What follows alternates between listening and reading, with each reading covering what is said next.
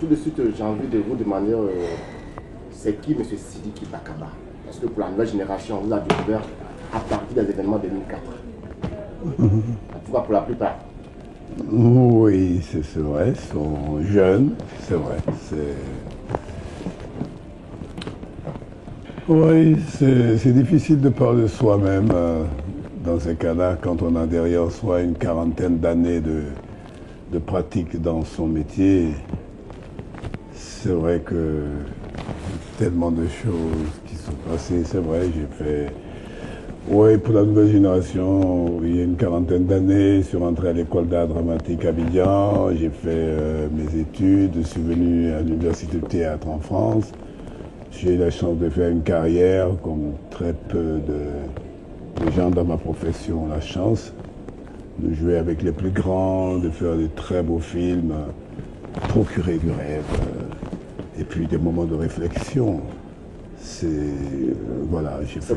Quel est votre plus beau souvenir dans le monde du cinéma? Ouh là là. C'est quoi votre souvenir? Qu'est-ce qui vous a marqué? Bah, écoute, ce qui m'a marqué déjà, c'est que quand je suis arrivé en France, j'ai été très vite adopté par les gens d'en haut, dans le milieu du cinéma, que ce soit au théâtre, et jouer avec des personnages qui étaient pour moi des personnages de rêve, que j'avais vus dans des films en noir et blanc quand j'avais la culotte courte à l'époque. Vous disiez à quelle année déjà? 80, 70? Le début? Oh non, 63. Oh là là. En 1963, oui, je suis rentré à l'école d'art dramatique à Abidjan. Après, je suis venu continuer ici dans les années 70, en France. Et puis, la carrière a commencé avec des films qu'on n'a pas vus beaucoup, sauf Barco l'autre rive, qui a été tourné en 77 et qui fait partie du... Voilà, ça c'est mon film culte. Chaque acteur, il y a toujours un seul film. Je crois que le plus beau souvenir, oui, c'est d'avoir fait ce film et d'avoir joué en Bambara. Parce que j'ai été formé quand même en français, avec les plus grands textes, avec... des personnages qui n'étaient pas forcément des Africains, c'était simplement des esprits humains qui se trouvaient dans des situations, dans des conditions qui nous amènent à réfléchir, à commencer par nous-mêmes qui incarnaient ces personnages-là.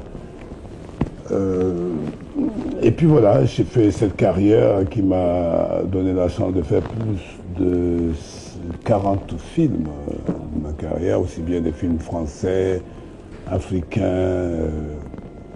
J'aurais tourné dans pratiquement la plupart des pays francophones d'Afrique et travaillé avec les plus grands réalisateurs, Sembe Ousmane, Désiré Carré, Mustapha Alassane, Mustapha Diop.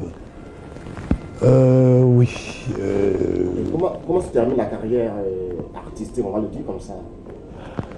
Ça se termine le jour où Dieu le décide. Je pense que dans mon cas, c'est jusqu'au dernier souffle, je l'espère, qu'il me donne encore la force et la chance de continuer à procurer ce rêve dont les gens ont besoin. Sauf qu'au passage, vous faites des connaissances, autant dans le monde du cinéma, mais aussi dans le monde politique. Oui. Vous parlez du président Laurent Gbagbo, par exemple. Comment vous l'avez connu? Oh, c'est une longue histoire. Ça peut remonter à peu près depuis le temps que j'étais en Côte d'Ivoire, à Abidjan, quoi. Parce que moi, je suis d'Abengourou. Je suis né à Abengourou, je suis nordiste, mais je suis né à Abengourou.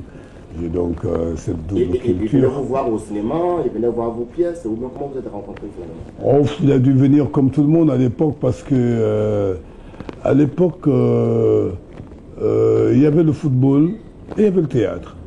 La Côte d'Ivoire était comme ça et beaucoup de gens venaient, beaucoup. Des gens comme même le président Bédier, il venait voir 3-4 fois les mêmes pièces de théâtre. Je les rencontrais là. Les Fologo, tout le monde était là, les Bernard Zadi, mes aînés, qui m'encourageaient surtout, qui me disaient oui, mais tu as choisi ça, il faut que tu ailles à fond, il faut que tu ailles...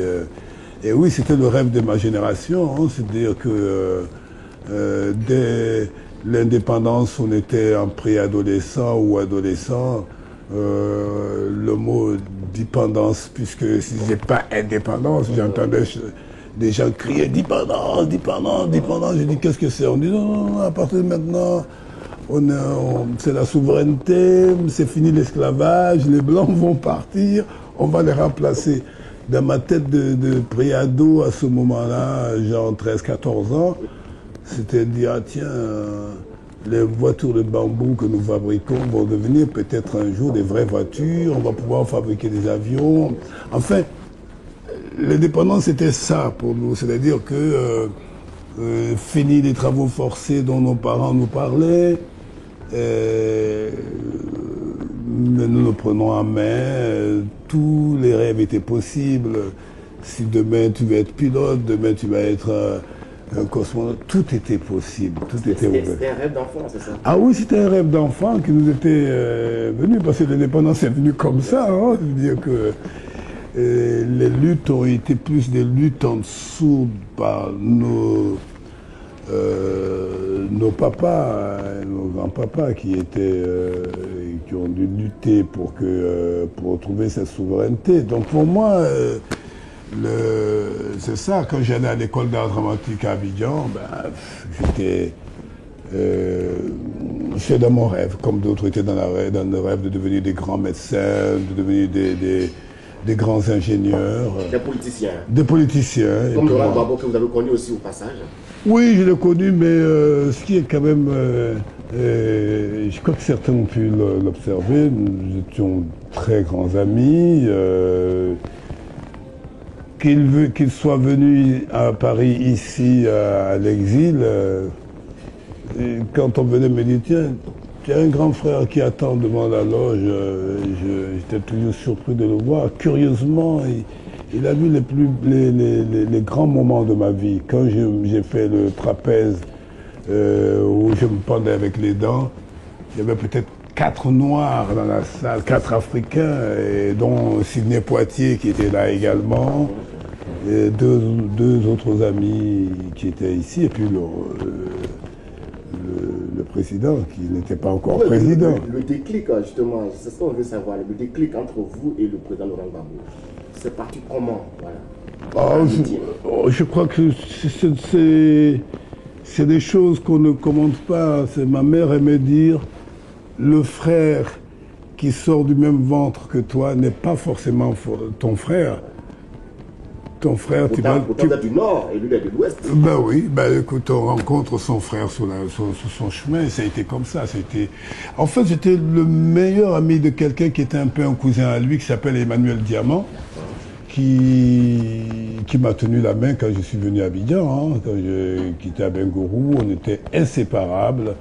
Et c'est par lui que lui venait tous les matins avant d'aller à la fac, deux fois, il venait voir et puis il se mettait à parler, embêté, il parlait. Dès que je parlais, il dit, mais ton copain là, il est tout maigre, mais il a une voix énorme, ça l'amusait.